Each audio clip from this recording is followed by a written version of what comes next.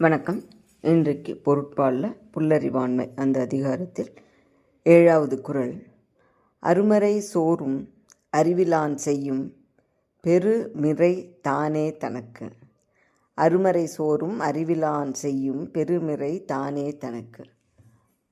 இது என்னன்னா, முதல்ல சொன்ன அந்த விஷயத்தோட சிறப்பு உரை அப்படின்னு வச்சுக்கலாமே. அதாவது புல்லறிவுடையவன் அவனுக்கு அவனே செய்து கொள்ளுகின்ற கேட்டை துன்பத்தை பகைவன் கூட அவனுக்கு செய்ய முடியாது அப்படின்னு சொன்னார் இல்லையா. இப்போது அதுக்கான காரணம் எந்த வகையால் அவன் அப்படி அவனுக்கு செஞ்சுப்பான் அப்படின்றது. முதல் வரி என்ன சொல்கிறாரு? அருமறை சோறும் அறிவிலான். இதுக்கு 2 வகையில் பொருள் எடுக்கிறாங்க உரையாசிரியர்கள். முதல் பொருள் அருமறை சோறும் அப்படின்னா நல்ல விஷயங்களை, மறை அப்படின்னாக்கா ரகசியமாக வைத்து கொள்ள வேண்டிய விஷயங்கள் நிறைய இருக்கு இல்லையா. நம்ம யார்கிட்டையாவது ஒருத்தட்ட சொல்ல இது ரொம்ப ரகசியம் பண்ணி மட்டும் வச்சுக்கோ அப்படின்னு சொல்லி சொன்னோம்னா, அவன் இன்னொருத்தன்ட்ட போய் ரொம்ப ரகசியம் யாருக்கும் சொல்லாத உனக்குள்ளே வச்சுக்கோ அப்படின்னு சொன்னால் எப்போ அடுத்தவங்கள்ட்ட சொல்லிட்டானே அப்போ இந்த ரகசியம் போயிடுச்சு இல்லையா. அந்த மாதிரி சொல்கிறாங்க. முதல் பொருள் ரகசியமாக காக்க வேண்டிய ஒரு விஷயத்தை அந்த ரகசியத்தை காக்காமல் வாய் விட்டு இன்னொருத்தர் சொல்லும் பொழுது அதனால் அவன் அவனுக்கு அவனே பெருமிறை பெரிய துன்பத்தை வரவழைத்து கொள்கின்றான், தானே தனக்கு வரவழைத்து கொள்கிறான் அப்படின்னு.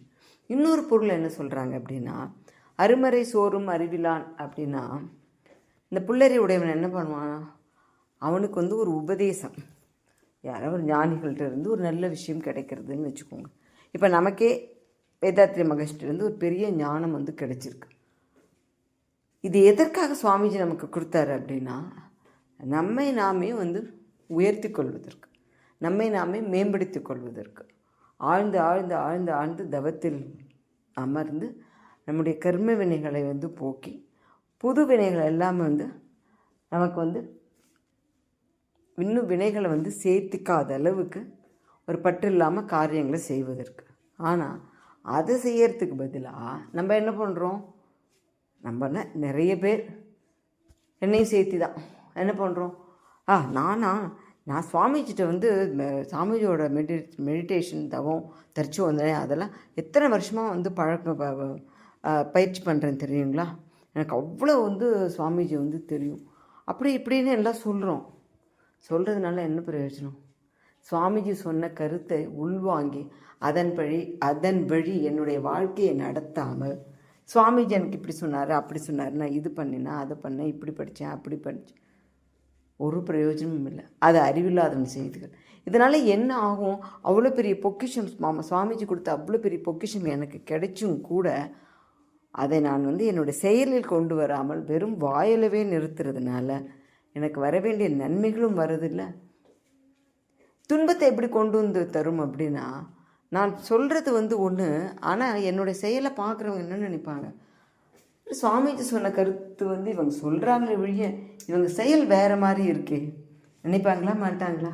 அப்போ அது எனக்கு துன்பத்தை தானே தரும். துன்பம் அப்படின்னா எனக்கு ஒரு புகழ் இருக்கவே இருக்காது. புகழ் அப்படின்னா நம்ம நல்லது பண்ணி நல்ல பேர் வாங்கட்டா கூட பரவாயில்ல, இருக்கிற நம்ம பேரை நாமளே கெடுத்துக்காமல் இருந்தால் போதும். ஆனால் இந்த மாதிரி நம்ம சொல்லணும் செயலொன்றுமா இருக்கும் பொழுது நம்ம எல்லோரும் மதிக்க மாட்டாங்க. அதுதான் நமக்கு நாமே செய்து கொள்கின்றோம். ஆக இந்த 2 வகையிலையும் பொருள் எடுத்துக்கலாம். ஆக நாம் எந்த இடத்துல இருக்கோம் அப்படின்னு தெரிஞ்சு நம்மை மாற்றிக்கொள்வது நல்லது. நன்றி, வணக்கம். நாளை அடுத்த குறள்.